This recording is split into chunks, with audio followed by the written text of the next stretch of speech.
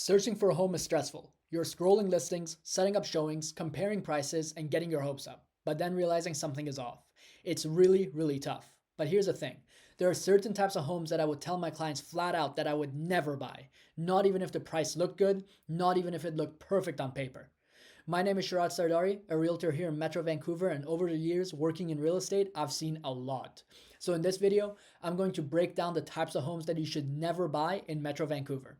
Hopefully, it'll help you avoid some really costly mistakes and save you a lot of money in the long run. So let's dive right in. And if you have any thoughts, questions, or even disagree with me, drop them in the comments below and I'd love to hear what you think. The first one is homes that are over 100 years old. I really like character homes. The woodwork, the architecture, the uniqueness of each one. They have a charm that you just don't get anymore. But as much as I appreciate them, I would never buy them. A lot of these older houses in places like Kitsilano, Mount Pleasant, Grandview Woodlands, or North Vancouver have been standing for more than a century. They've probably had multiple owners and multiple rounds of renovations, each done differently, and that creates potential problems.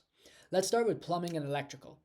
Many of these older homes still have galvanized steel or cast iron plumbing. Now, sure, over the years, some owners might have replaced sections of the pipe, but it's still very common for parts of the old system to remain. And also, replacing all the plumbing in a house can easily run into the tens of thousands of dollars. Now, let's talk electrical.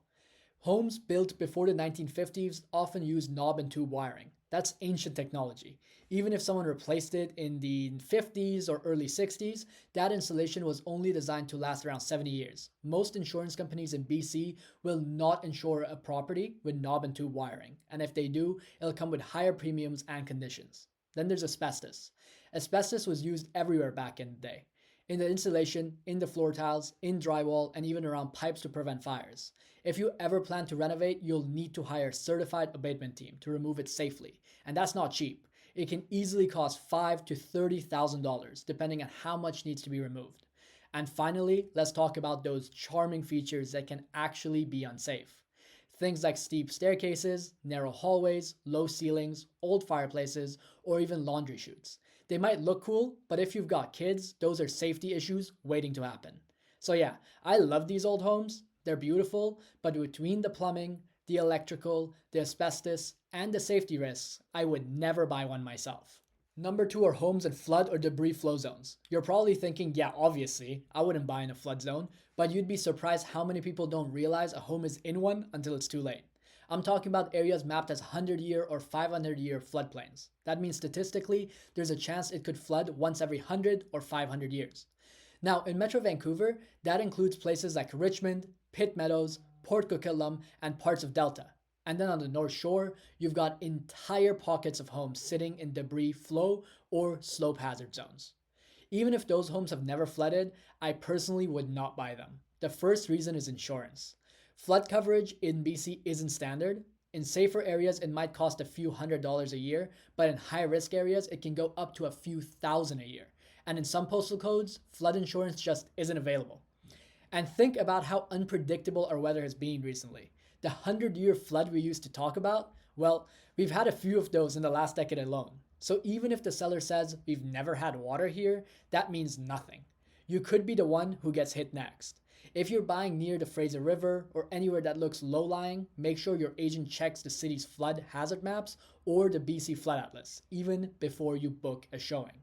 I don't care how perfect the house is, if it's sitting in a flood or debris flow zone, I'm out.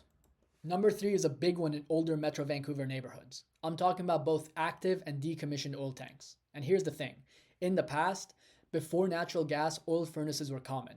Homes in Vancouver West, Burnaby, and North Van often had underground oil tanks buried in the yard. Over time, those tanks rust, leak, and contaminate the soil. The city allows tanks to be decommissioned by pumping out the oil, filling them with sand, and inspecting the soil. But the problem is, not every homeowner followed those rules properly. Even if the seller hands you paperwork saying the tank was decommissioned properly, that doesn't necessarily mean the soil is clean. If there was a slow leak they didn't catch, that contamination is still there in the soil. And remediation is expensive, like $50,000 to $250,000 expensive. I've seen it happen right here. A buyer waived inspections during the pandemic market, found a buried tank later, and ended up costing them over $200,000 to clean the property. So my rule is simple. Even if the paperwork looks good, make sure the seller removes the tank completely and retest the soil before closing. If they won't, walk away and don't touch that property. Number 4 is buying from property flippers. And I've seen way too many quick flips that look good on photos and fall apart in real life. Over the past few years, a lot of houses in East Van, Burnaby, and Coquitlam have been bought by numbered companies, given a few fast renovations, and listed a few months later. But here's the problem. Most of those renovations are purely cosmetic. New paint, cheap flooring, and some quartz countertops, and that's it. They don't address the real issues: plumbing, the wiring, the roof, or anything structural. When I walk into a flip, I can usually tell right away if it was rushed. If the baseboards don't line up, if the paint job looks uneven, or even if the tile cuts are sloppy, that tells me exactly what I need to know, that not enough care was put into the house. If the cosmetic work looks lazy, stuff behind the walls is probably worse, and that is not good news. In BC, you can actually check whether the renos were done with proper permits. Go on to the City of Vancouver van map or your local city's permit database and look up the property's history. If it sold recently at a low price and now it's back on the market for double with everything new but no permits, you already know what happened. Personally, I avoid those homes altogether. There are too many unknowns, and fixing other people's shortcuts can cost you a fortune. Number 5 is homes with over-the-top custom features. This one catches people off guard. You walk into a house and it's got a massive built-in aquarium, or a secret door behind a bookshelf, or a custom wine wall with LED lighting. It looks amazing in photos and showings, but give it a few years and you'll probably regret it. Why? Because those features are expensive to maintain and hard to remove. I've seen it plenty of times, especially in luxury homes around West Vancouver, Shaughnessy, and Coquitlam. Someone spends $300,000 on a completely custom kitchen with exotic wood cabinets and gold finishes. It's beautiful to them, but it appeals to a tiny fraction of buyers. When it's time to sell, that ultra custom design hurts your resale value because it doesn't fit what most people like. And if you decide to remove or remodel it later, it'll cost a lot more than you think. So if a home has extremely unique, personal, or high maintenance features that limit your buyer pool, I'd pass. It's just not worth it in the long term.